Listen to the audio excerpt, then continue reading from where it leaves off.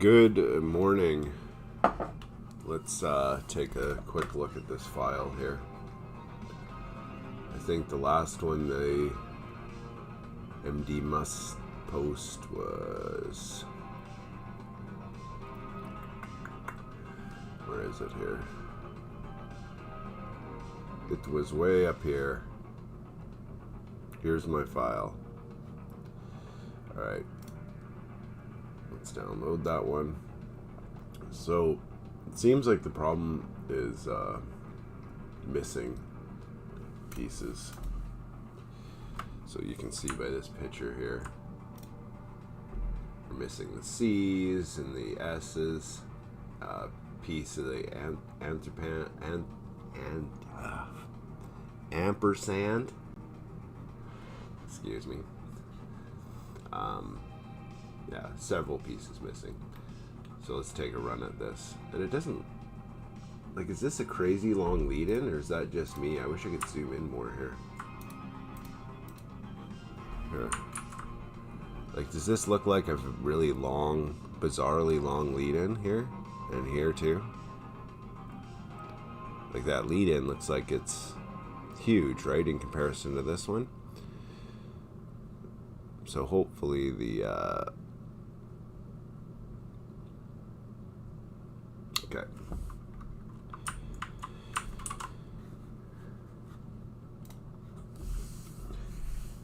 Yeah, I'm not sure what's going on there, but let's open up this file.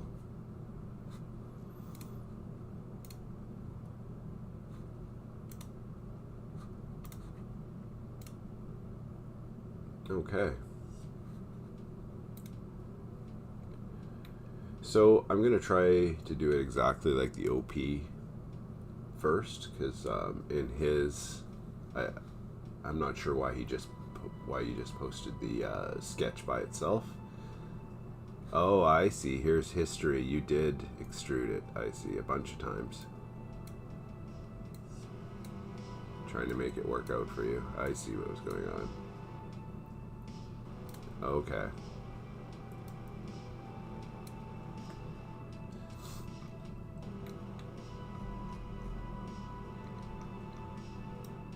There's a little artifact here. Let's get rid of that. Alright, I'm going to go ahead one step in time to where it's been extruded.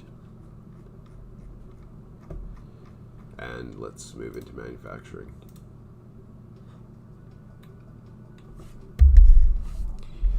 Alright. So none of this stuff was saved that we were being shown in this. So this setup that was done is not in this file. So let's just try to recreate it. Setup. And you can see it was in this file. Oh, maybe not. Anyways, let's, we got the body, yes. Gonna move stock box point origin to bottom left or wherever it needs to be, depending on what table you have. Stock looks good. Okay. So now we have a new setup. Let's go in here and see if the cutting tools are in here. Alright. Several prime weld cutting tools that were used with really micro kerf width of 0.015. So let's select that, and there we go. Put in some smoothing. I always like to on these pieces. Actually, let's try it without smoothing, just to try to recreate what happened to the OP. And let's just generate it like this, see what happens. Just with the defaults from Autodesk. Yeah, it's grinding way more than it should for this file.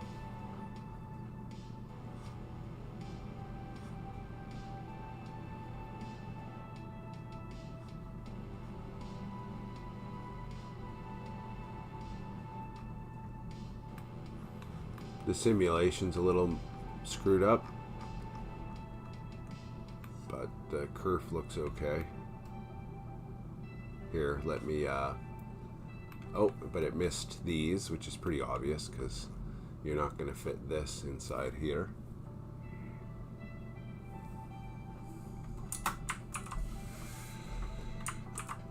So let me go back and fix that tool so the simulation shows up a little bit better. I'm going to edit this tool, cutter. So where it has this nozzle diameter, I am going to move that nozzle diameter to the same.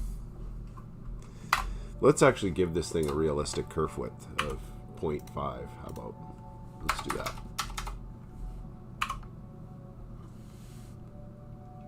Accept. There. Let's reload this. Close.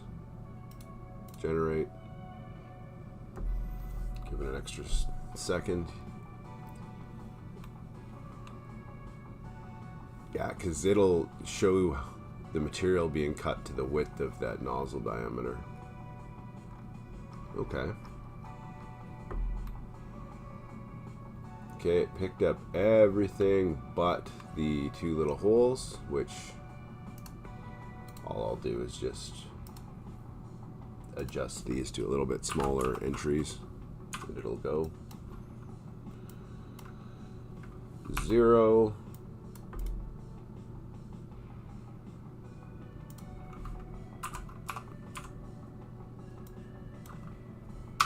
Let's not do a lead out. Okay, let's try this. Oh yeah, need to put an actual number in there. See how this looks. Yeah, so that worked out. That'll actually cut that hole kind of crappily if we let it do it like that.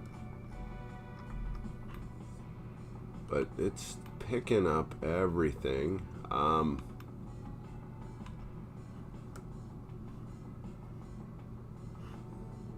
It looked like you had a really oddly long kerf width, if you look in this picture. Or not kerf width, but lead in. Like, why is this lead in the whole length of this? And why is this lead in the whole length? I really wish the file was saved after you generated this so we could go look in why it was like this. But here again, really long. And it's weird that these are truncated. Like, this one is not as long as this one. So I'm just really trying to figure out how this file was generated.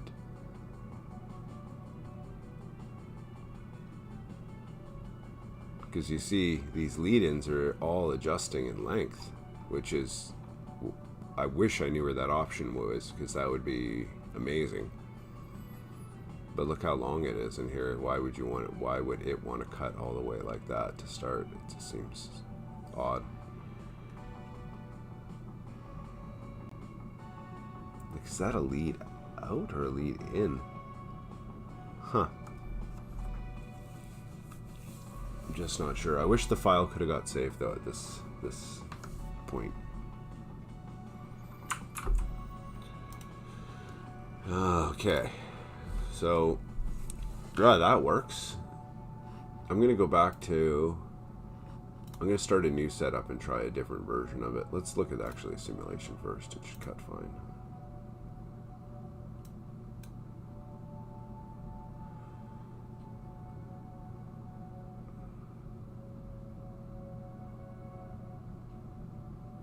Yep, no problem.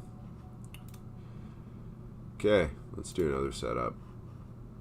And this time I'll go relative box size. I'm not going to use the body this time. I'm going to use the sketch.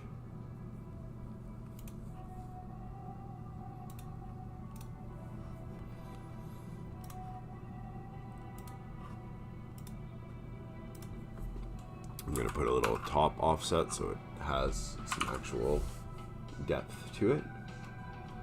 Alright. I'm going to mute this body so we can see what's going on. And cutting, I'm just going to use that same tool that we just modified. We're going to try this sketch out. And I am going to add smoothing.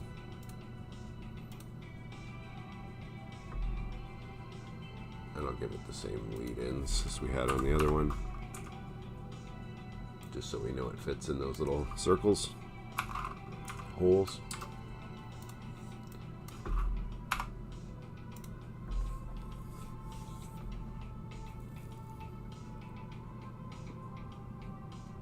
And again, it just picks up everything.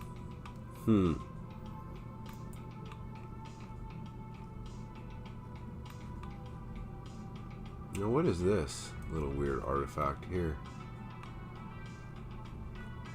What is that about? There and there.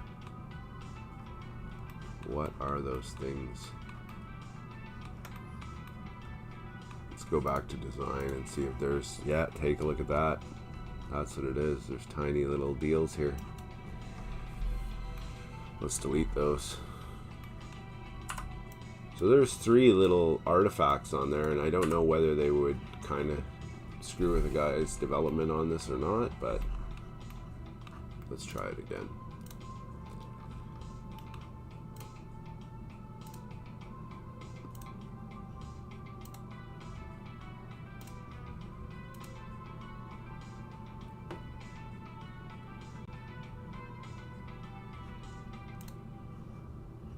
Let's reload this.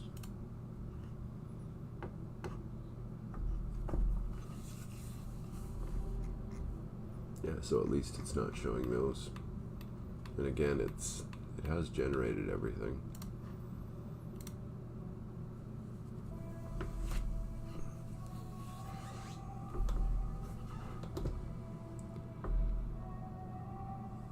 All right, well, I'm just going to resave and repost this with both the method of using extrude or using just the sketch, which seemed to be successful. It would be awesome if you could generate it like the one that failed and then save and export it as an F3D, because I'm sure we'll find the Achilles heel in there. All right, have yourself a good day.